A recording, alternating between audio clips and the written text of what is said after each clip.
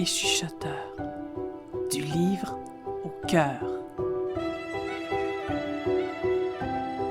Un balado de l'Association des auteurs des Laurentides.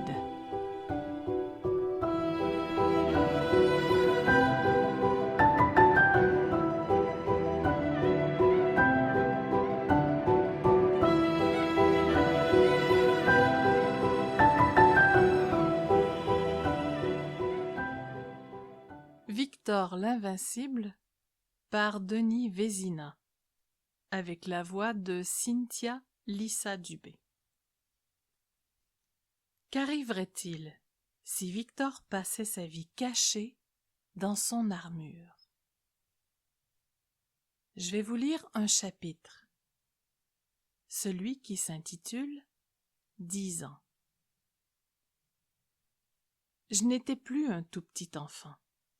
Désormais, le sous-sol me paraissait plus propice à me servir de refuge qu'à abriter les monstres de mes cauchemars. J'y avais aménagé une minuscule pièce qui servait autrefois à entreposer le charbon. Ce n'était pas grand, mais c'était chez moi.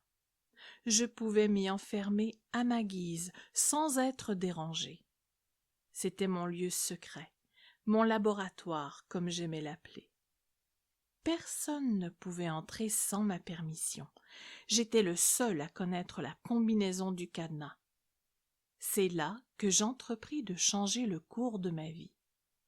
En fouillant dans les coffres et les boîtes qui jonchaient le sous-sol, j'avais découvert des centaines d'objets de toutes sortes, des moteurs et des grille-pains, des roues et des montres, des élastiques et des cordages, des tissus et des vêtements. Je rassemblais tous ces morceaux dans mon laboratoire. Durant mes temps libres, je travaillais sans relâche. Et puis vint le grand jour. J'avais enfin réalisé mon rêve. Je m'étais fabriqué une lourde carapace, une armure à l'épreuve des sarcasmes, de la gêne et de la peur. Cette fois, plus personne ne parviendrait à m'atteindre, plus personne ne rirait de moi. À l'intérieur de cet habit de métal et de verre, je m'installais confortablement aux commandes de mon nouveau moi. J'y entrais par une minuscule porte fermée à clé et dissimulée dans mon dos. L'intérieur n'était pas très spacieux, mais tout était capitonné grâce à de vieux coussins que j'avais trouvés dans des boîtes à chapeaux. Comme j'étais de petite taille, je m'y sentais à l'aise. Je n'étais encore qu'un enfant, mais mon armure avait la taille d'un homme. Lorsque mes petits bras se glissaient dans les bras de mon nouveau moi, ils devenaient aussi forts que ceux d'un haltérophile.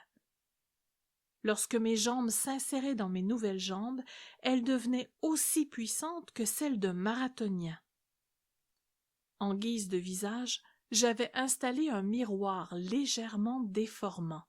Moi, je pouvais voir à l'extérieur, mais si une personne me parlait de près, elle ne voyait que le reflet de son propre visage. À l'intérieur, un tableau plein de boutons et de manivelles me permettait de tout contrôler. Des orifices dissimulés dans ma perruque me permettaient de voir derrière moi.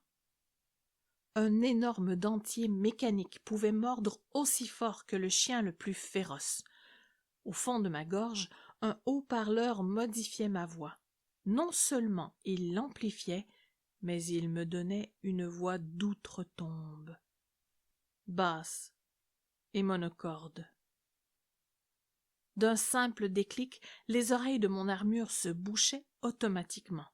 Plus jamais je n'entendrais une parole blessante. Terminée la peur de me faire traiter de tous les noms. Pour ma vue, de puissantes jumelles me permettaient de voir tous ceux qui voulaient m'approcher. D'ailleurs, si quelqu'un y parvenait par surprise, j'avais installé plusieurs systèmes d'alarme. L'un d'eux, dont j'étais particulièrement fière, lançait une décharge électrique à quiconque osait me toucher. Personne ne viendrait plus me bousculer dans les casiers ou me pousser dans l'escalier. Fini le temps où j'étais la victime. Cette fois, je passais à l'offensive.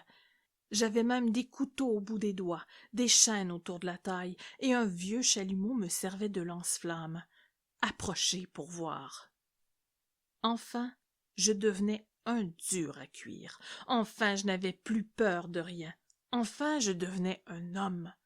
Un vrai.